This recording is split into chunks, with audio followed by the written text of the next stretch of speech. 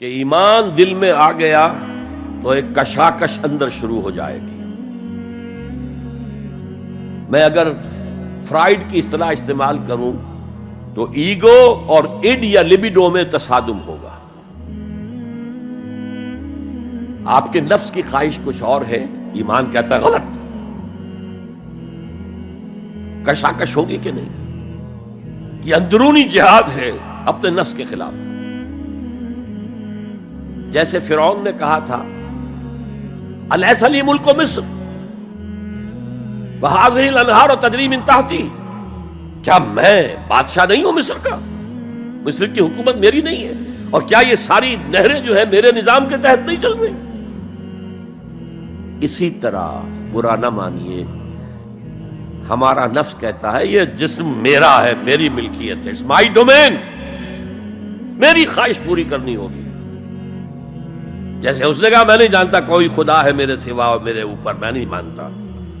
نفس بھی کہتا میں نہیں ماننے کو تیار، کیا حلال ہے کیا حرام ہے، کیا جائز ہے کیا ناجائز، میری خواہش پوری کرو.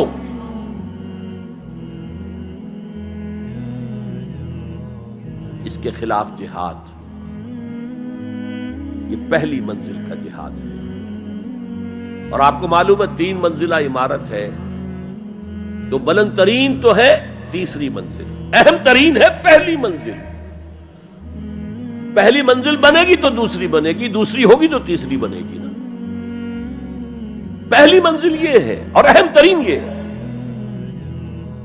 اسی لیے مولانا روم نے کہا نفس ماں ہم کم ترس فرعون نیست، میرا نفس بھی فرعون سے کم نہیں ہے، لیکن ایراعون نیست، اس کے پاس لاؤ لشکر تھا.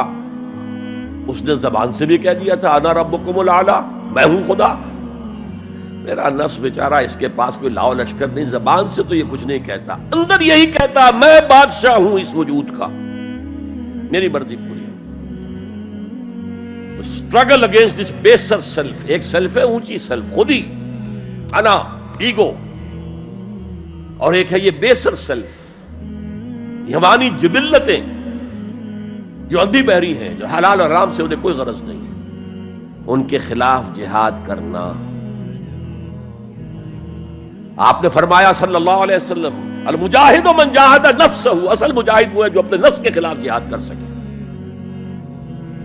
تمہارے اندر یہ دشمن تو بیٹھا ہوا ہے، تکڑا ہے، تمہیں کنٹرول کر رہا، چلے آؤ باہر کے دشمنوں سے جہاد کرنے کے لیے. تم نے ٹانگے کو گھوڑے کے آگے باندھ دیا. اور ایک دفعہ حضور سے پوچھا گیا ای الجہاد افضل یا رسول اللہ، اے اللہ کے رسول سب سے افضل جہاد کون سا ہے؟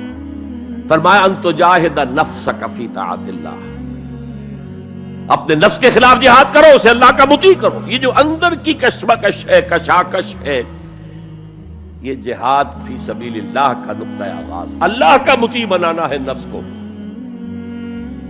اس کے ساتھ 2 سب لیول اور ہیں.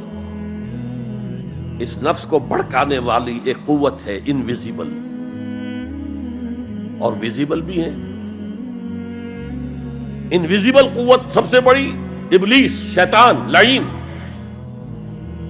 اور اس کے چیلے چانٹے جنات میں سے. اور ویزیبل میں انسانوں میں جو اس کے ایجنٹ ہیں، جو فحاشی کو کلچر کا نام دے، یہ اس ابلیس کے چیلے ہیں. ان کے خلاف جہاد نہیں کریں گے آپ. اگر آپ ان کے خلاف ایگریسو ایٹیٹیوڈ اختیار نہیں کریں گے تو آپ ان کے دباؤ میں آ جائیں گے. ان الشیطان لکم عدوا فاتخذوہ عدوا، اے لوگو یہ شیطان تمہارا دشمن ہے، اس کو اپنا دشمن سمجھو. وہ تمہیں سبز باغ دکھاتا ہے، بدی کو مزین کر کے دکھاتا ہے، اچھے اچھے نام اس کے رکھ دیتا ہے، اور تمہیں آمادہ کرتا ہے بدی کے ارتکاب پر. نہیں، وہ تمہارا دشمن ہے. افتتخذونہ وذریتہ اولیاء من دونی، تم مجھے چھوڑ کر اسے اور اس کے چیلے چانٹوں کو تم اپنا دوست بناتے ہو. نہیں، شیطان کے خلاف جنگ کرو. اور تیسرا اس پر سب لیول کیا ہے؟ معاشرہ اگر بگڑا ہوا ہے، اس کا عمومی رجحان برائی کی طرف ہے، تو سوشل پریشرز آپ کو ادھر دھکیلتے ہیں۔ جیسے کہ اگر کوئی موب جا رہا ہے تو اس کے ساتھ چلنا تو بہت آسان ہے، وہ خود ہی آپ کو دھکیلتا ہوا لے جائے گا۔ اس کے خلاف چلنا بہت مشکل کام۔ ہو سکتا ہے آپ بڑی زور لگا کے 4 قدم آگے بڑھیں، پھر کوئی ریلا آئے 10 قدم پیچھے لے جائے۔ تب 2 ہی راستے ہیں، زمانہ بات و سازت تو بعد زمانہ بے ساز۔ یا تو پیسو معاملہ ہے، زمانہ تمہارے ساتھ سازگاری نہیں کرتا، چھوڑو تم زمانے کے ساتھ سازگاری اختیار کر لو، چلو تم ادھر کو ہوا ہو جدھر کی۔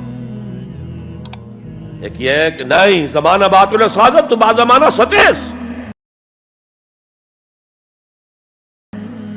زمانہ اگر تمہارے ساتھ سازگاری نہیں کر رہا تو زمانے سے جنگ کرو، لڑو، ریزسٹ کرو۔